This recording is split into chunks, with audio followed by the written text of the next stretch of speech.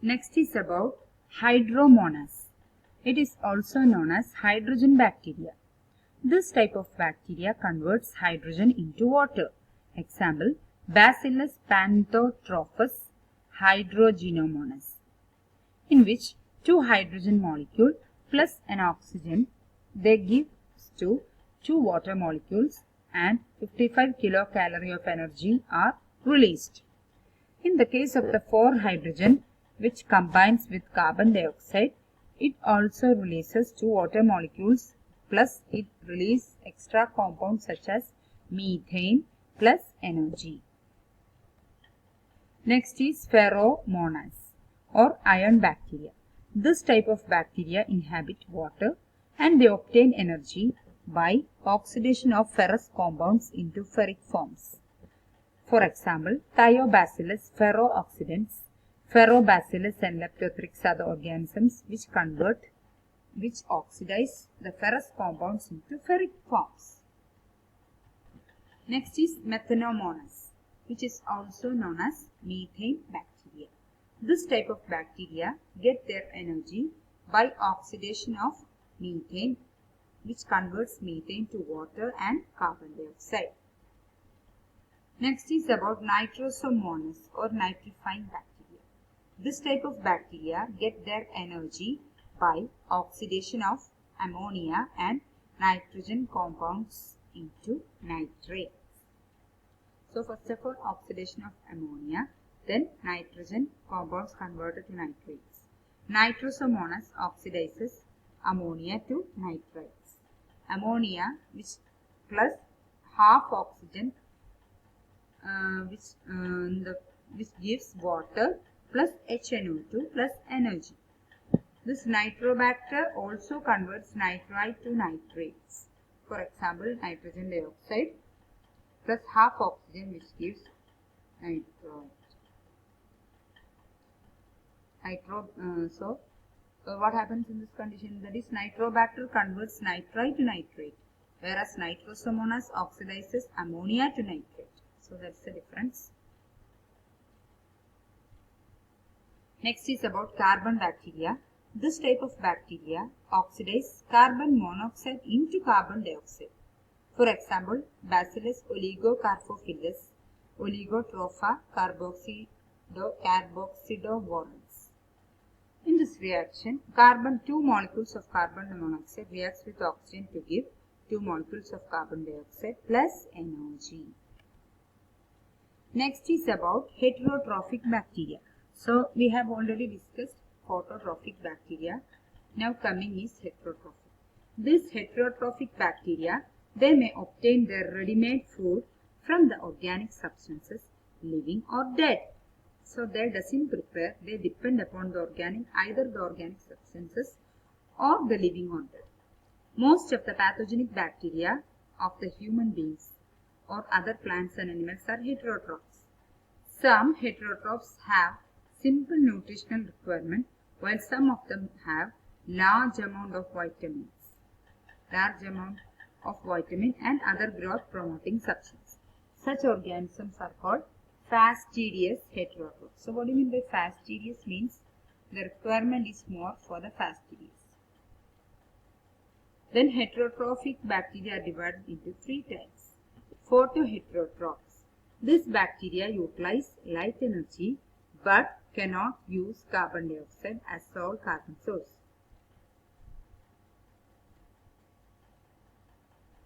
The next is about they obtain energy from the organic compounds to satisfy their carbon and electron requirements. So they obtain energy from organic compounds. Bacteriochlorophyll pigment is found in those bacteria. Example, purple non-sulfur bacteria, that is Rhodospirillum, Rhodomicrobium and Rhodopseudomonas palustris. Next is about chemoheterotrophs. These chemoheterotrophs obtain both carbon and energy from the organic compounds, such as carbohydrates, lipids and proteins. From there, it requires both carbon and energy source. For example, if the glucose or monosaccharides reacts with oxygen, It may result in the release of carbon dioxide plus water plus energy.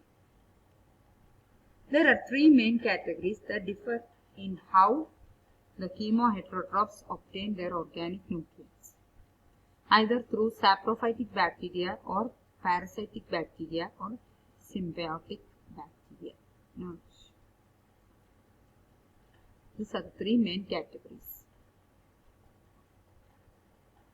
Then coming is saprophytic bacteria. What do you mean by saprophytic bacteria?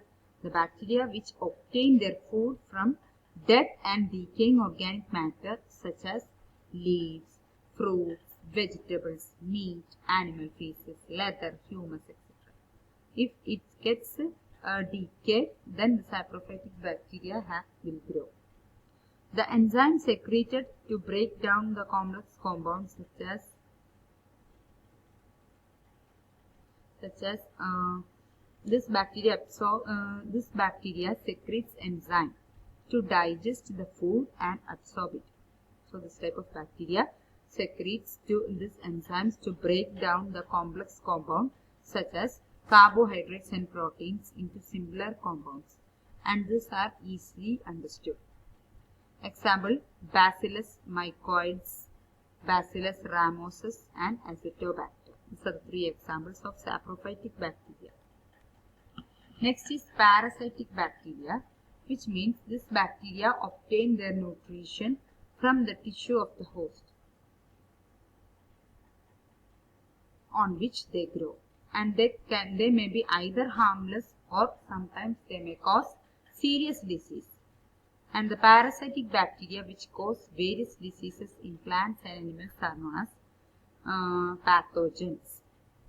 For example, Bacillus typhosus, then Bacillus anthracis, Bacillus tetani, Bacillus diphtheriae, Bacillus tuberculosis, Bacillus pneumoniae, Vibrio cholerae, and Pseudomonas cetri. So this bacteria obtain their nutrition from the tissue of the host on which it is growing. Next is about symbiotic bacteria. This type of bacteria live in close association with other organisms as symbionts. They are beneficial to the organisms. For example, common examples are nitrogen fixing bacteria, that is Bacillus radicicola, Bacillus azotobacter, Rhizobium, Clostridium, Rhizobium species, Bacillus radicicola.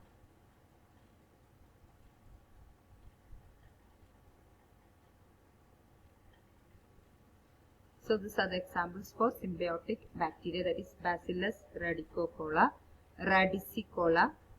Bacillus azotobacter, Rhizobium, etc. This type of bacteria live inside the roots of leguminous plants. So they are present inside the roots because it has a symbiotic close relation.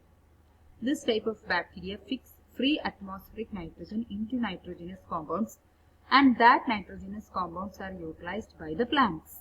In return, plants also provide the nutrients and protect the bacteria. So give and take relationship is called symbiosis. So these are all about the nutritional classification of the bacteria. Thank you.